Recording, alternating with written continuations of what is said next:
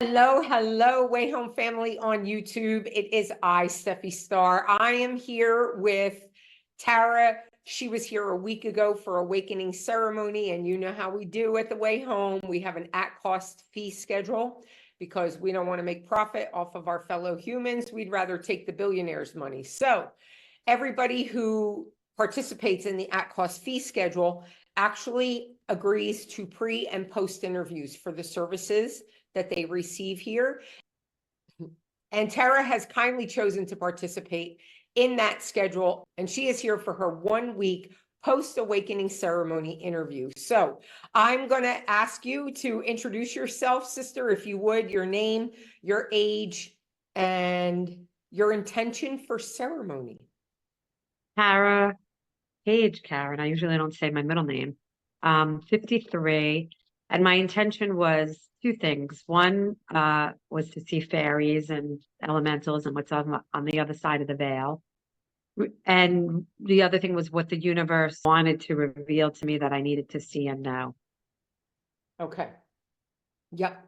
And how are you feeling just in general? The playlist that you have given to me, there's this one song that I listen to it every day, and it's like this creepy, eerie music, but like I love it, and it's every day I've been playing it, and I know exactly where it is on your playlist. So that's what's been coming up, like that music and feeling, and like I want to be back there.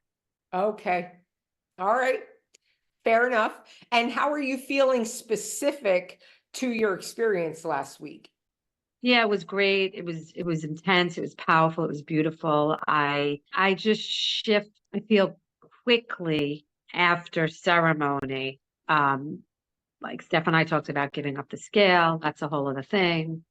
Circles are really important to me, and I'm seeing circles everywhere. So what that represents, I think, is also a closure, and they gave me messages with that. So it's like so many things are showing up with that. But I feel good. I feel like even how everything lined up of meeting you and everything, just how everything's just lining up.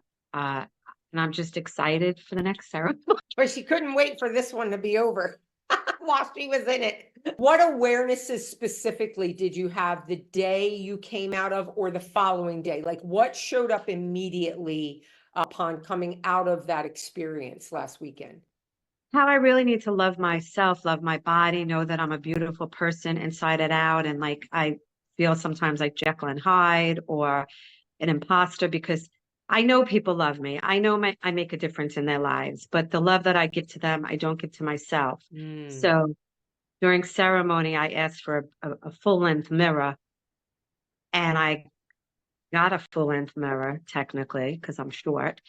Right. And I back up in the mirror and I see my full length. And I was so connected to like earth and animals and nature. And like I feel like I'm looking at my birds, ducks, and squirrels now. And I feel so much more connected. And I know they love me and appreciate me, the animals. And then today a rat showed up, which most people would be like disgusted by. Like I wanted to pet it and feed it. You know, I just have this beautiful, unique connection with Mother Earth and everything. And I even felt like I was a plant. I was the soil. Like I can't explain it, but I know that's what I was going through in this ceremony compared to my first one.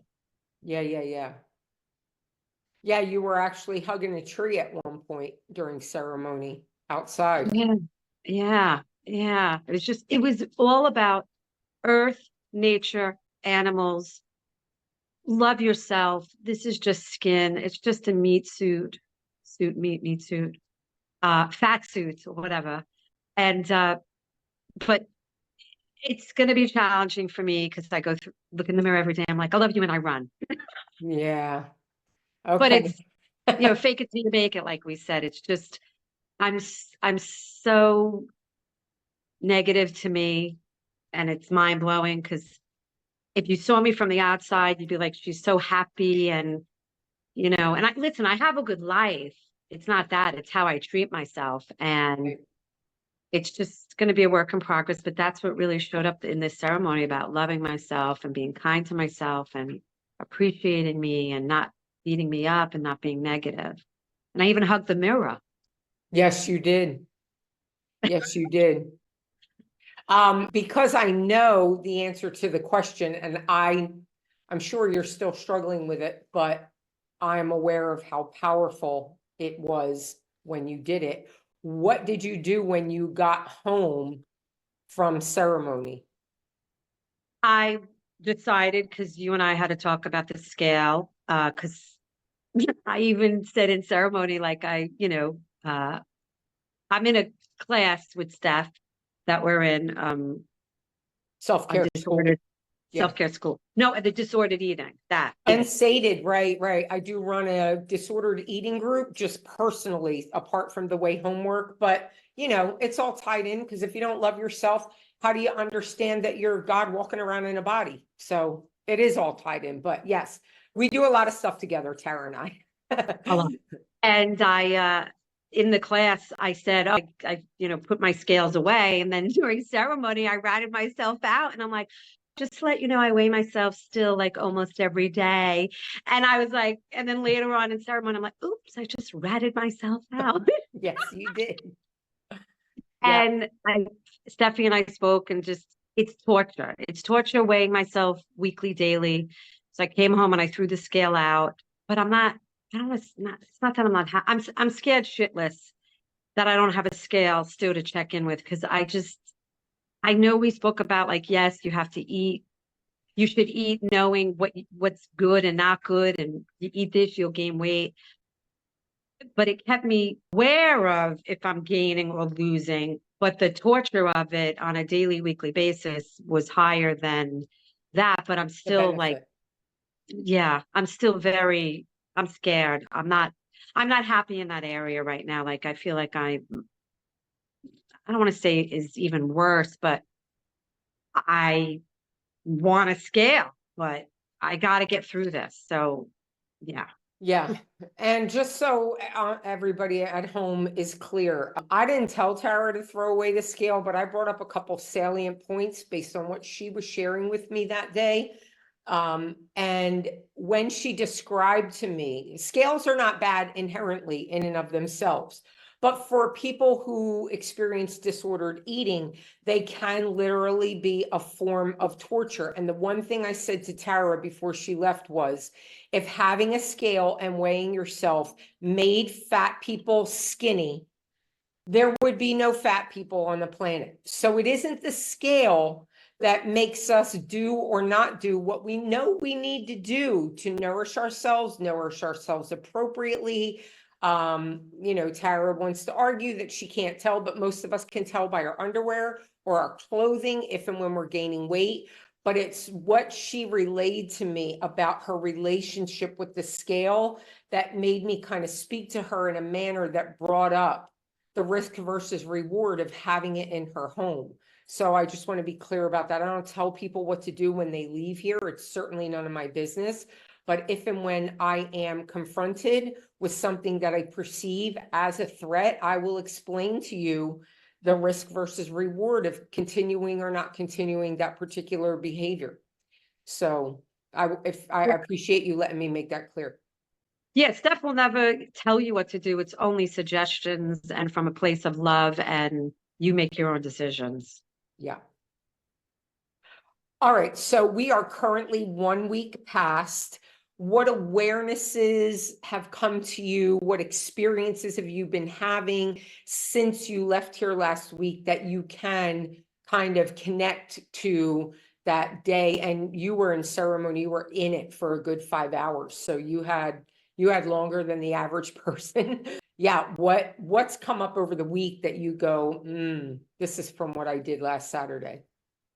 I think it was even 6 hours. The woman that came yesterday to do my fairy hair, she even noticed like my body isn't as nudgy and antsy and moving, because I move a lot with my body to move energy, let's say. But I feel that even from the first ceremony, other people have said, like, I noticed a difference in you. The shape of the circle came up in ceremony. And then when I came home the following day, I ran an errand, came back, and there was a branch in the shape of an O. And I really feel like I have to dive into that because every day there's circles and weird things, even when I sent you the picture today of the phone. So I feel like I'm going to start seeing things more. Yeah. Uh, yeah, yeah. And I just feel so much more connected to nature, even if it's possible. Like I'm going in a week to Alaska.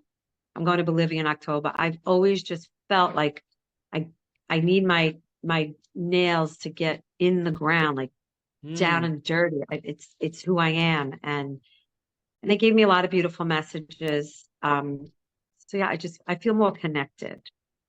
Nice. Beautiful. Did you have any interesting dreams or encounters with people this week? And it's just a question I ask everybody. It doesn't necessarily mean that you did, obviously. The next night, because I always dream every night, and I didn't remember my dream, which I thought was unusual. I was trying to remember what I dreamt, and I couldn't remember the next day. Okay. But then I've remembered every after that. Um, so encounters with people, I felt like people were looking at me differently the last couple of days. I'm like, is like my nipple showing? Is my underwear hanging out? I'm like, do I have shit on my pants? I'm like, why are people looking at me like women too? And I was like, do I smell a good way or a bad way? Like I noticed like people were looking at me. I was like, maybe it's my funky glasses.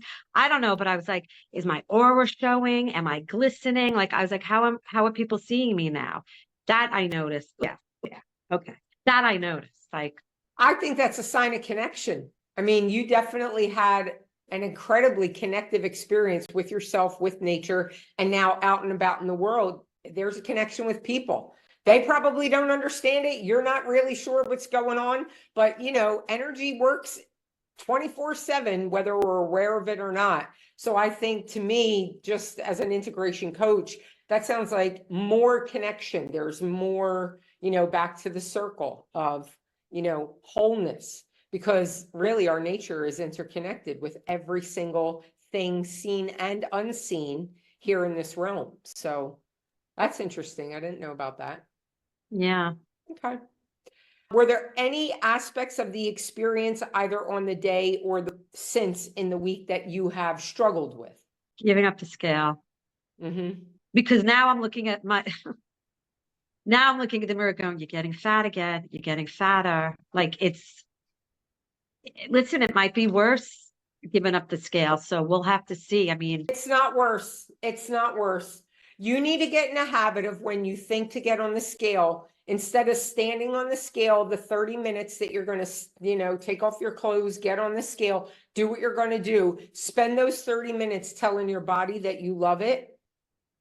And every time the scale comes up, spend 30 seconds, 30 seconds telling your body how much you love it.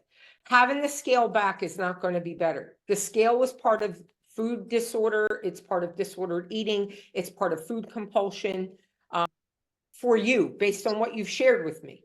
So get in a habit of, when you want to be on the scale, tell your body you love it. That's what I would recommend. I mean, the other thing was I was even thinking of, again, for me, it's not a pulse point. Like I was going to do it maybe once a month. Like my mom has a scale, and I was like, okay, maybe let me do once a month. A pulse point, whatever the word is, a pulse check. Like, because I could look in the mirror and think maybe I've gained, but my clothes that I wear, I can't tell really. That's the challenge. And yes, I'm eating healthy, I've said, but I'm eating more. But I also haven't been able to work out because of my foot. So I just want to go to Alaska, come back, do the 1 day fasting, the 1 day regular food, get back into my rhythm. And I know I'll feel better that way.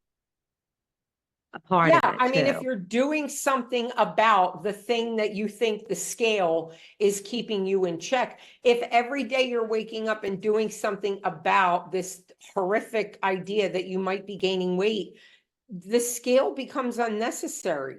But the scale was such a part of compulsive food for you. And the way in which you described to me the self-loathing that comes out of the scale experience for you, I don't care who you are, I don't care what you weigh. It is never any good to get on a scale and decide you hate yourself. So, Agreed. Yeah. all right. Yeah. And what aspects of the experience have brought you comfort thus far? How, like, I'm looking at all the animals right in front of me, just how close I just felt to them, just the earth. Like, that's how I feel like if I would sum up my session, the two major things were just how I just felt so connected to the earth and nature. Like I never did. Like I felt like I was one with them, like, and that I was one of them. What would you do if you saw a fat squirrel? I'd say how cute, Right. but I'd also be like, well, health wise, we don't want you to have, high cholesterol, blood pressure. No. I mean, my one cat both my cats are technically overweight, but yeah, no, I wouldn't, no,